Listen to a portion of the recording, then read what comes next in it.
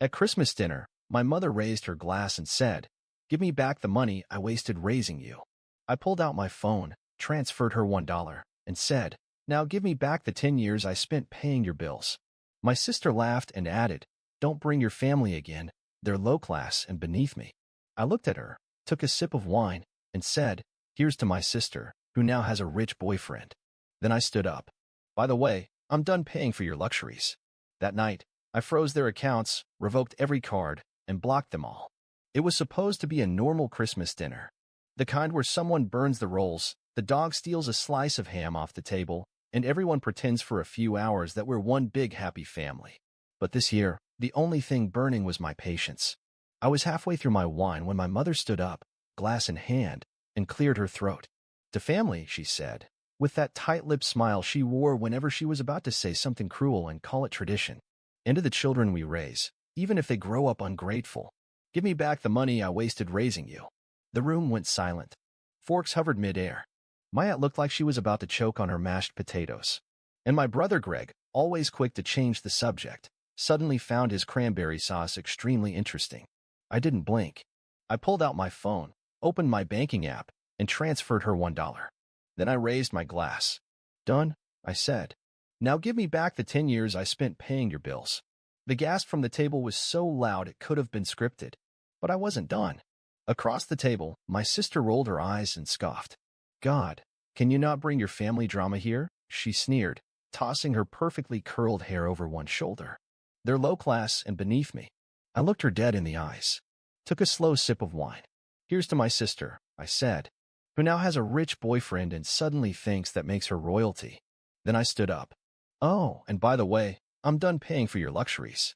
No more credit cards, no more rent, no more secret bank transfers because you forgot your PIN. Merry Christmas." And with that, I walked out. That night, I froze their accounts, revoked every card I'd ever co-signed, and blocked every number. I used to believe that if you gave enough, people would eventually stop asking. That's what I told myself the first time I paid off my mother's credit card debt just to help her breathe. I was 24. She'd called me sobbing, saying she couldn't sleep, that collectors were calling nonstop. I was working 2 jobs at the time, barely affording my own rent, but I wired her $2,000 without hesitation. She didn't say thank you. She said, "About time you stepped up as a man." That should have been my wake-up call. Instead, it became the start of a pattern.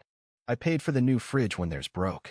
I paid for the plumbing emergency, for the car registration, for Greg's tuition when he wasn't ready to get a job but wanted to explore himself. And when he dropped out 3 semesters later, guess who paid his rent while he figured things out? Yeah, me. I bought my sister her first car. Not because I wanted to, but because our mother called me crying that she couldn't let Rachel walk around like a loser. When I suggested Rachel get a job, my mother's voice turned cold. "She's not like you. She deserves better." Deserves better. That line stuck in my throat like a fishbone for years. Because apparently, I deserved to live in a shoebox apartment, eat canned beans, and duct tape my shoes back together. Every month, I'd check my own bank balance and then send hundreds, sometimes thousands, just to keep my family's lights on. They told me it was just temporary. For 10 years, I paid for my sister's fake business venture, a vegan bakery she never opened. I funded her emergency girls trip when she had a mental breakdown over her breakup. That emergency happened to include beachfront resorts and champagne brunches in Miami. She posted the whole thing on Instagram, tagging it #healing. Meanwhile, I was skipping meals to make my own mortgage payment. But I didn't say anything. I played along. I told myself this was what loyalty looked like, what love was supposed to mean. Until that summer. That was when I found out Mom had told everyone at her book club that I was paying her back for raising me. Not helping. Not supporting. Paying her back like a debt. As if the food and rent she provided during my childhood was some business transaction I had defaulted on. And the kicker? She said it with pride. She bragged about it. "My son gives me $500 a month because he knows what I sacrificed for him." No mention of the fact that she drained my savings for her gambling problem in 2019. No mention of the emergency $7,000 I wired her when she accidentally co-signed a car loan for some boyfriend who vanished. I was being erased in real time, turned into a wallet, a walking, talking ATM whose only role was to fund their delusions and bad decisions. And my sister? She never even looked up when I entered a room. But she sure knew how to text when her rent was late or she needed help with her networking retreat. Once she messaged me, "Can you cover my lashes appointment? I'm seeing Derek's parents this weekend. Gotta impress." I paid for that too. Until one day, I checked my credit report and saw that someone had opened a Macy's card, a travel rewards account, and 2 payday loans under my name. The email linked to those accounts? Rachel's. My sister had stolen my identity. My blood pressure dropped. I froze. I called her. She picked up mid-laugh. "Hey, can I call you back? I'm at brunch. Did you open 3 lines of credit under my name?" Silence. Then, "Oh my God, calm down. I just needed a little boost for my Europe trip. You have good credit." I didn't think you'd notice. Didn't think I'd notice. That was the moment something snapped in me. It wasn't just about the money anymore. It was about what they had taken and what I had allowed. My dignity, my peace, my self-respect. And that was when I made the plan. Christmas would be the last time they ever saw the version of me that paid, tolerated, and forgave. I was done. The moment I walked into that Christmas dinner, I already knew how it would end. I wasn't there to celebrate. I was there to bury a decade of self-erasure. The dining room looked the same as always. White tablecloth, fake centerpiece from Walmart pretending to be classy, and my mother's smug voice floating from the kitchen as she instructed Rachel how to garnish the ham. Like Martha Stewart, not a peasant. Greg was already at the table, scrolling his phone, dressed like he was auditioning for a beer commercial. And there was my sister, eyelash extensions, fake Chanel earrings, and the phone I'd paid for lighting up with texts from her rich boyfriend, who, rumor had it, was actually just some club promoter with debt bigger than his ego. I sat down quietly. Let them have their moment. Let them pretend I was still the idiot they could emotionally invoice every time life didn't go their way. Wine was poured. Plates passed. Laughter faked. Then my mother raised her glass. "To family," she said, eyes twinkling. "And to the money we wasted raising them." Everyone laughed. Everyone except me. I didn't flinch. I pulled out my phone, opened my banking app, and transferred her exactly $1. "I just reimbursed you for your greatest financial regret," I said, raising my glass in return. "Now, I'd like a refund for the 10 years I spent paying your bills, covering your lies, and cleaning up your messes." Silence. A different kind of silence. Greg looked up, blinking like someone had unplugged his brain. Rachel let out a scoff. "Oh God, here we go," she muttered. "Is this about your martyr complex again? Always the victim, huh?" I turned to her, slowly. "Actually," I said, calm as steel, "this is about you using my social security number to open lines of credit. You know, fraud." Her wine glass froze midair. "What are you talking about? Don't play dumb. I've already filed the police report. I have the email trail. I have screenshots. You used my identity to fund your luxury skincare and business retreats. That's a felony." My mother gasped, finally looking up from her plate. "That's absurd." "No," I said. "What's absurd is that I've been paying for this circus long enough." I stood up and pulled a small envelope from my jacket. "You might want to read this, Mom. It's the official notice that I've revoked my power of attorney over your accounts." "Which means," I turned toward Rachel, "your Venmo cards, canceled. Your automatic rent transfers, gone. Your emergency dental bill last month, paid with my card. Guess what? Disputed and reversed." She jumped to her feet. "You're overreacting. You can't just cut us off." "I can." And I did. "Last night. Your accounts are frozen. Your cards are dead. And Greg." I looked at him as he opened his banking app in panic. "How's that iPhone you got last month? Still working?" He blinked rapidly. "Dude, my phone's not." "Wait, my payment method says declined." "That's because it was on my account. And guess what? Welcome to real life. You might have to pay your own Netflix this month." My mother stood now, voice rising. "You think this is funny? Humiliating us on Christmas? You humiliated yourselves?" I snapped. "I gave everything. You took everything. And the second I hesitated, I became a burden. A problem. The low-class disappointment." Rachel stepped forward. "I have a rich boyfriend now. I don't need your money." I smiled. "Then you'll be fine. In fact," I pulled out my phone again. "Let's toast to Rachel, who finally found someone else to leech off." She lunged at me, but Greg held her back, his phone still in hand, eyes wide in disbelief. "Dude, you canceled everything?" "All of it. Including Mom's power over my financial accounts. Including the cosign lease for your music studio. Including every card tied to my name. Your luxuries were always mine. Not anymore. My mother's voice trembled. You wouldn't do this to family. You did, I said. The moment you started treating me like a credit card with legs. Then I reached into my coat and placed a small box on the table. Inside was a copy of the $67,000 in expenses I had paid for this family since I turned 25. Categorized. Itemized. Receipts included.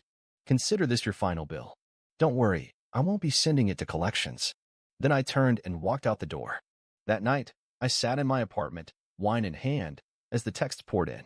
First angry, then desperate, then manipulative. You betrayed us. You're overreacting. You'll regret this. I blocked them all. Every number, every email, every attempt to crawl back into the world they drained dry.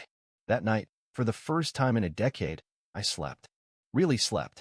Because for once, I wasn't someone's pushover. I was free. You think that after blowing up your entire family over Christmas dinner, there'd be regret, shame, maybe a sleepless night or two, wondering if you went too far. No. I woke up the next morning in my own bed, in my own apartment, with 0 calls to return and no one demanding I send a quick transfer for Rachel's spa day or Greg's car insurance or mom's leaking roof. It was quiet. Not the kind of silence that suffocates. The kind that heals. And for the first time in years, my shoulders didn't feel like they were carrying a 200-pound emotional mortgage. That day, I went for a walk. Just me, the cold air, and the sweet realization that I didn't owe anyone a single thing anymore. My phone buzzed. A new number. I didn't answer. Later, I checked the voicemail. It was Rachel, screaming, "You're a monster. Do you know what you've done to us?" Mom's crying nonstop. Greg had to borrow money from his girlfriend, and I had to cancel my last fill. You selfish. I laughed. Out loud. I hadn't laughed like that in years. Later that day, I got an email from a collections agency addressed to Rachel, forwarded to my old account by mistake. Apparently, one of the cards she'd opened under my name had bounced spectacularly. Overdraft fees, interest, penalties, all stacking up like a financial avalanche. They were looking for me. Too bad she wasn't me anymore. I sent them the fraud report, police case number, and my attorney's info. Then I blocked the agency. Blocked her new number too. Clean slate. In the following weeks, the fallout hit them like a freight train. Greg had to move back in with Mom. His lease got terminated after the landlord found out his guarantor, me, had revoked financial responsibility. He tried to get a job, lasted 3 days, then posted on Instagram about toxic work environments and mental health days. Mom pawned off some jewelry. I know because one of her church friends DM'd me on Facebook and said, "I just saw your mother selling her pearl bracelet outside the community center. Is she okay?" I wrote back, "She's finally learning what budgeting feels like." That felt good. And Rachel? Her rich boyfriend bailed. Apparently, she tried using his card for a hotel room in Miami after hers declined. He got the fraud alert and dumped her on the spot. She messaged me from a new burner account a week later. "Just tell me why," she wrote. "Why now?" I didn't respond. Instead, I donated $100 to a women's shelter under her name. Let her contribute something useful for once. But the real shift wasn't them crumbling. It was me rising. 2 weeks after the Christmas breakup, I finally applied for that job I'd been afraid to take because I was too tied down supporting my family. A consulting role out in Seattle, triple the salary, remote flexibility, real growth. I got it. Within a month, I moved across the country. New city, new place. No trace of them. I bought a 1-bedroom overlooking the bay. Decorated it with the kind of stuff my mother used to call a waste of money, art, books, a leather couch that no one else would sit on except me. It smelled like freedom. I joined a gym. Took a photography class. Started sleeping 8 hours a night for the first time in a decade. I met people who liked me for me. Not for what I could give. Not for my bank account. Not because I filled some hole in their chaotic life. And that's when it really hit me. I wasn't angry anymore. I wasn't bitter. I was done. Because when you spend your life trying to prove your worth to people who are committed to misunderstanding you, you lose yourself. And I had lost myself in overdraft notices, phone transfers, emergency calls, and guilt. Now I had space. I got a message from Greg about a month after I moved. A simple one. I get it now. No begging. No accusations. Just 5 words. I didn't reply, but I left it unread. Just so he'd know I saw it. Later that week, I got a handwritten letter from my aunt. One of the few in the family who never asked me for a cent. "I don't know what happened," she wrote. but I heard your side. And I want to say, you did the right thing. I'm proud of you. She ended it with, sometimes it takes a collapse that allowed rebuilding. I framed that letter, put it above my desk, next to a photo I took from my new apartment, the sunrise over the bay. No noise, no drama, no debt, just light. 6 months. That's how long it's been since I slid my phone across the table, transferred $1 to my mother's account, and said those words out loud. Now give me back the 10 years I spent paying your bills. There was no explosion, no dishes breaking, no dramatic storming out, just the sound of a family realizing their free ride was over. And my own heartbeat calm, steady for the first time in years. That $1 was more than a transaction. It was liberation. It was the receipt that said, debt closed. Access revoked. Game over. Since then, I haven't heard a word from them. Not directly. I saw one of Rachel's Instagram stories a week later, a blurry selfie in a bathroom, captioned, "Some people are only loyal until the money stops." Greg posted a vague tweet, "Can't trust anyone these days. Even blood will switch on you." And my mother? She changed her WhatsApp status to, "Ungrateful children are a curse from God." Good. Let them rage. Let them sit with the silence I finally gave them. Because me? I've never been better. The first week without them felt surreal. My phone was quiet. My accounts untouched. My name no longer attached to their rent, their utilities, their fake emergencies. At first, I kept checking, thinking maybe something had gone wrong. But nothing had. Nothing was missing. Except the noise. Except the bleeding. Except the constant anxiety that had become part of my bloodstream. So I sat with the silence. And slowly, I started to heal. I took a job offer I delayed for years, because Mom needs me nearby, because Rachel's not stable, because Greg's trying to start something. The offer was still there. The salary was higher now. I said yes. Moved to a city where no one knew my name, no one knew my bank balance, no one saw me as a walking lifeline. I bought a small apartment, white walls, tall windows, no ghosts. I furnished it with my money. No second-hand couch. No borrowed dishes. Just me, my taste, my space. And for the first time in years, I woke up not dreading the day. No calls from Mom at 6 a.m. asking if I could cover the gas bill. No, "Can you Venmo me $80 real quick?" from Rachel, right after she posted a selfie from a salon. No Greg saying, "Bro, I'm in a tight spot," 3 days after I paid his internet. Just quiet. And freedom. People who've never been used don't understand the euphoria of not being needed. I used to think I wanted to be needed. That being the responsible one meant I was doing something noble. But now I know what they needed wasn't love. It was access. To my time. My money. My guilt. They called it family. It was dependency, disguised as loyalty.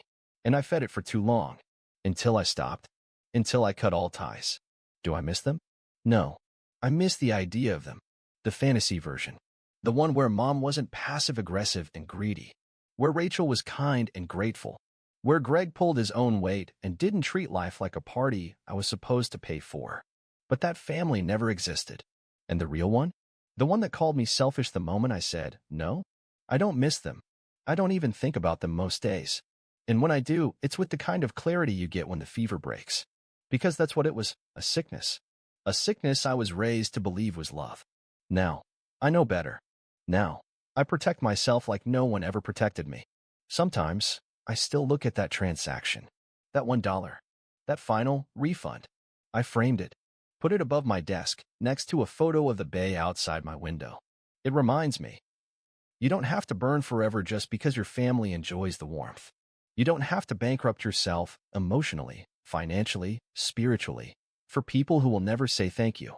And you don't have to stay just because they share your last name. I gave them a decade. They gave me blame, manipulation, and silence when I needed care. I gave them everything. Now, I give them nothing. Not even the courtesy of a second chance. Because sometimes closure isn't a hug. Sometimes closure is $1. And a locked door that never opens again.